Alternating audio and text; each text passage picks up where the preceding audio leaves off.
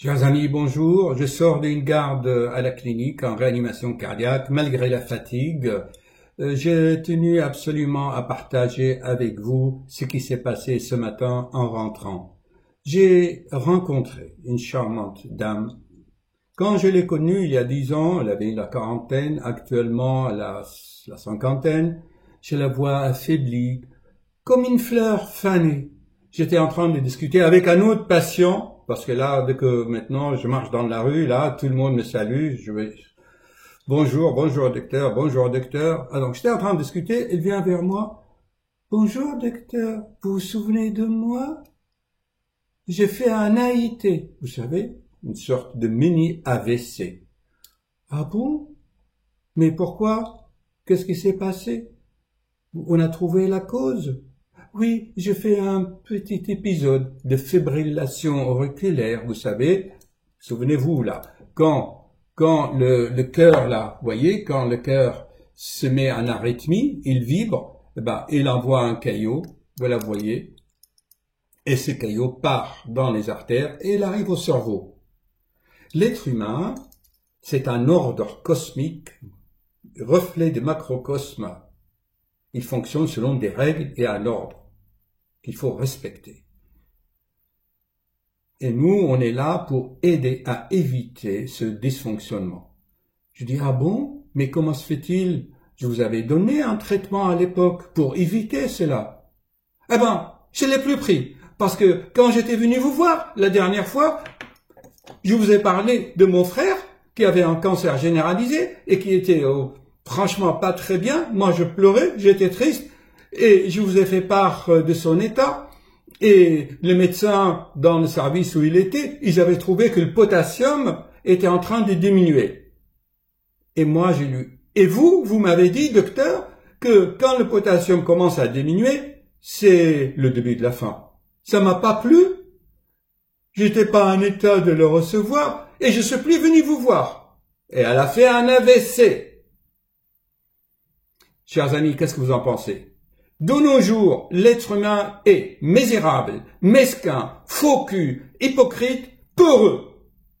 Il sait plus vivre, il n'a plus de discernement. Il a remplacé l'amour spirituel dans son cœur par la peur existentielle. Elle a détruit son cerveau, ce cerveau qui lui faisait mal penser. Le mal penser, penser le mal, juger. Au fait, chers amis, quelle différence entre juger et arbitrer ou respecter les règles? Un arbitre, dans un match de foot, respecte les règles et l'ordre de son corps. Juger, c'est à cause de tes opinions. Tu manques d'éducation, tu manques d'instruction, tu es ignorant. Et tu as jugé ma parole, imbécile stupide.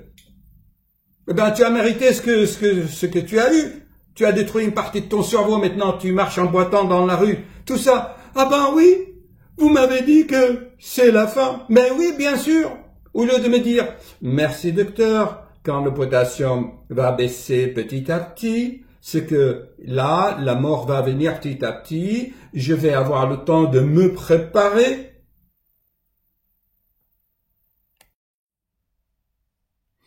Je vais lui tenir la main, lui envoyer des pensées pour l'aider à quitter cette terre. Mais l'être humain a peur de la mort. Il est matérialiste.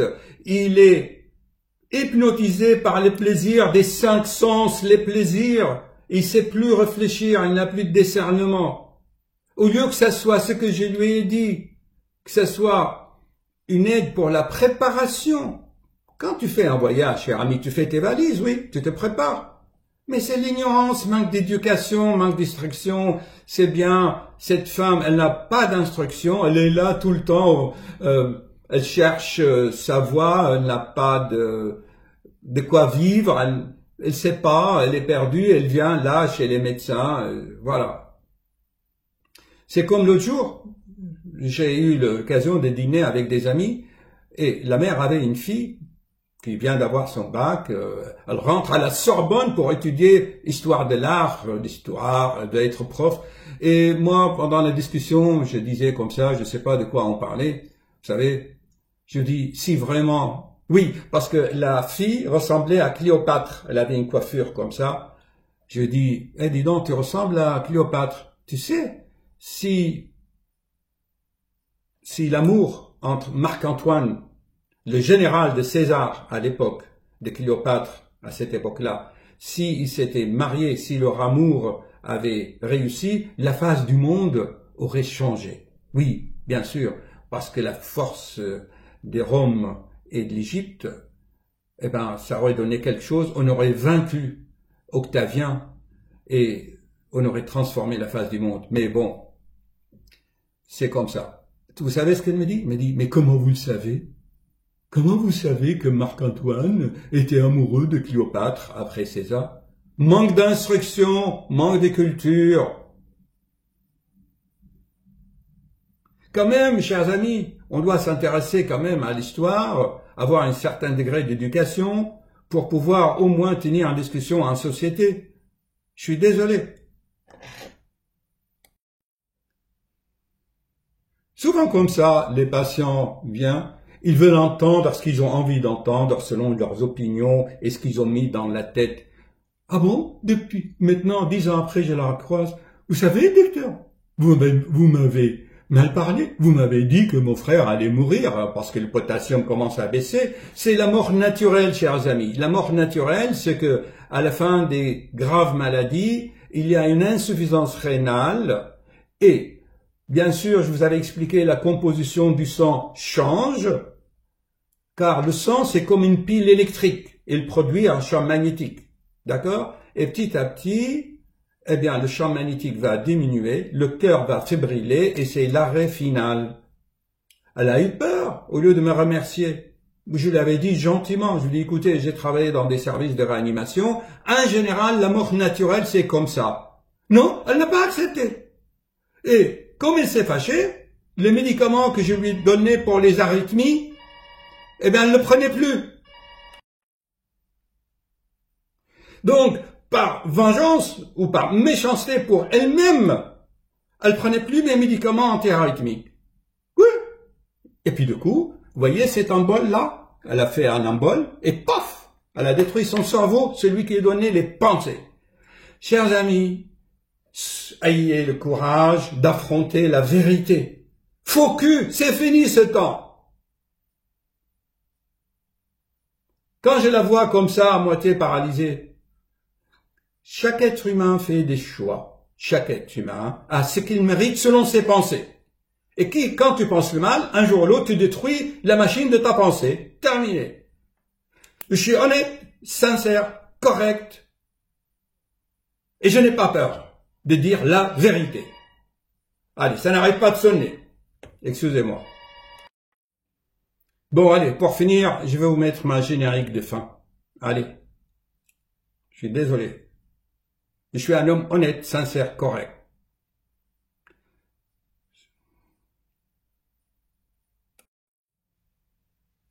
Allez, je vais vous mettre la fin d'une vidéo que j'avais faite qui vous explique cette biochimie du sang qui crée le champ magnétique.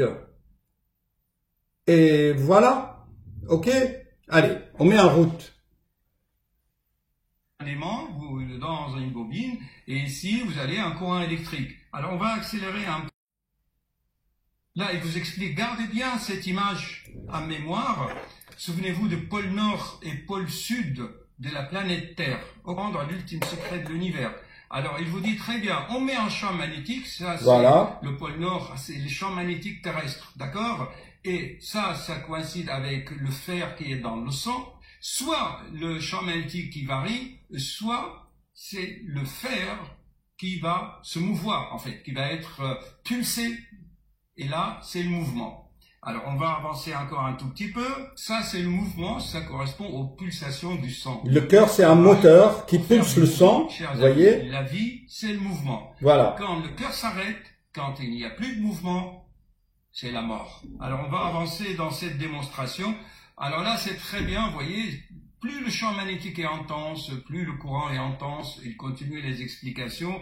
Gardez bien ces images en esprit, c'est très important. On va arriver à la production de la lumière, j'espère, Vous savez, quand j'étais jeune, en terminale au lycée, j'étais passionné par ça. J'allais fabriquer pas mal de dynamos comme ça. J'adorais fabriquer les dynamos de vélo. Alors voilà, on va arriver à un autre schéma que j'aime beaucoup. Le champ magnétique, le mouvement du cœur, et ça produit de la lumière. Et dans la circulation... Regardez bien cette notion qu'on peut produire de la lumière à partir de mouvements. C'est très important. Et vous allez voir que notre corps fonctionne selon ce même principe parce que notre corps a inclus en lui toute la mémoire de l'univers, et l'univers depuis 15 milliards d'années, toutes les expériences que l'univers depuis 15 milliards d'années à partir de l'atome, à partir des particules élémentaires a mis en place, eh bien on l'a dans notre corps. Enfin, c'est logique, les électrons, les protons, les atomes, tout. L'hydrogène surtout et l'oxygène, ça a été fabriqué où? Dans le cosmos depuis 15 milliards d'années. Et nous, on les a en nous. Donc, nous sommes le microcosme et nous sommes le reflet du macrocosme qui évolue depuis 15 milliards d'années. Ok? Ça, on ne peut pas nier ces vérités. Alors, voyez-vous maintenant, notre sang, pulsé par le cœur, il vibre. Il circule dans un champ magnétique terrestre. Le voilà. Vous voyez ce champ magnétique. Ça, c'est une des vérités. Mais gardez bien ça en mémoire et observez bien, chers amis, pour susciter la réflexion. Vous voyez bien que ce champ magnétique, à quoi il a des couleurs, les vibrations. Bon, je vais avancer parce que là, vous trouverez tout ça. La question est là. Quand on dit seuls ceux qui ont le cœur dans ma pur vidéo vers sur Dieu, l'ultime secret. ou quand Antoine Saint-Exupéry dit on ne voit bien Je vous mettrai les liens. C'est avec ce champ magnétique qu'on a la perception de la pureté. Alors on va maintenant avancer. Je vais avancer. Vous allez voir par vous-même quel est l'ultime secret de l'univers. C'est ma vidéo. Voilà, chers amis, l'ultime secret de l'univers.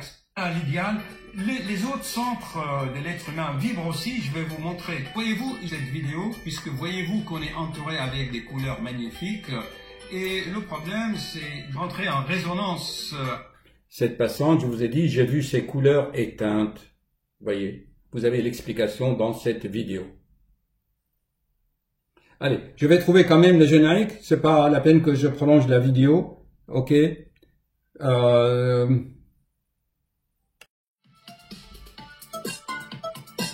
Regardez.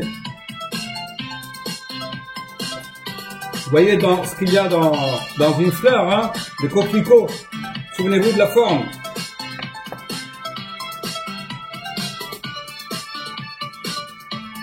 C'est ma générique de fin que j'avais fait il y a, je crois, 2 ans. Ça m'a pris beaucoup de temps.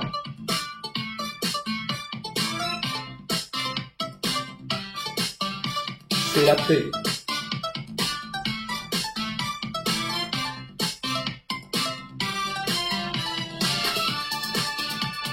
Je vous laisse avec le générique.